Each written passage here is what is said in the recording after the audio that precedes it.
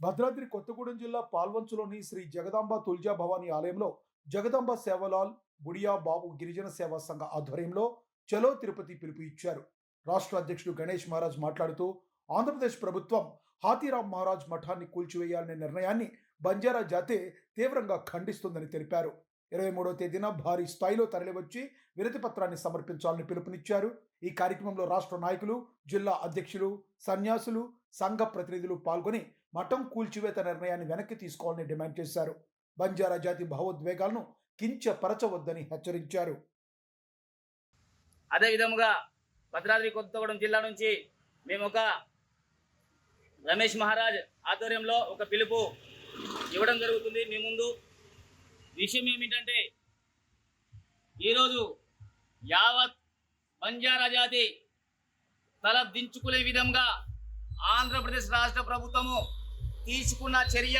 హాతీరామ్ మహారాజ్ మఠము గోవిందరాజు దిగ తిరుపతిలో ఉన్న గోవిందరాజు ఆలయం పక్కన ఉన్న గాంధీపురంలో ఉన్న హాతీరామ్ మహారాజ్ మఠాన్ని కూల్చివేయడంలో ఆ కుట్రను, దాంట్లో భాగం ఏందో మాకు సభాముఖంగా అందరి సమక్షంలో వివరించి దాన్ని పునర్నిర్మాణం చేయగలుగుతున్నారా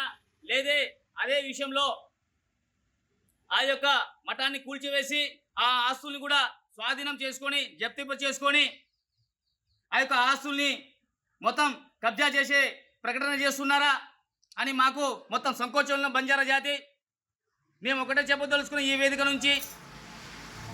మా బంజారా జాతి యొక్క ఆత్మాభిమానం, మా యొక్క అస్తిత్వం పూకటి వెళుతూ పీకే ప్రయత్నం జరుగుతుందని చెప్పేసి మేమైతే ఆవేదన వ్యక్తం చేస్తున్నాం. ఇదే కనుక జరిగితే భారీ ఎత్తున భారతదేశంలో ఉన్న 17 కోట్ల మంది జనాభా ఉన్న మా బంజారా జాతి సభ్యులు ఆంధ్రప్రదేశ్ రాష్ట్రంలో అందరూ అక్కడ వాలిపోతారని చెప్పేసి ఇక్కడ నుంచి మేము హెచ్చరిస్తున్నాము. అదేవిధముగా ఆంధ్రప్రదేశ్ ప్రభుత్వము వెంటనే ఆ యొక్క హాతీరామ్ మఠాన్ని కూల్చే క్రమంలో దాని యొక్క వివరాలు పూర్తి స్థాయిలో ఎందుకు కూలుస్తున్నారు, రీమోడిఫై చేస్తున్నారా లేక ఇంకా చక్కని వసతులు కల్పించడానికి చేస్తున్నారా అనే అంశాన్ని మాకు చక్కని వివరణతో ఇస్తేనే బాగుంటుంది. లేకపోతే భారీ ఎత్తున ఉద్యమం చేయదలుచుకున్న దానికి మా జగదాంబ సేవలాల్ బుడియా బాబు గిరిజన సేవా సంఘ ఆధ్వర్యంలో భవిష్యత్తులో తీసుకున్న నిర్ణయాల్ని మీరు దానికి జవాబుదారీగా ఉండాలని చెప్పేసి కూడా కోరుకుంటున్నాము. అదేవిధముగా మా యొక్క బంజారా జాతి యొక్క ఆత్మాభిమానాన్ని, ఆరాధ్య దైవం ఉన్న హాతీరామ్ మహారాజ్, కలియుగ వైకుంఠ దైవమైన శ్రీ వెంకటేశ్వర స్వామి ఆలయంలో ఉన్న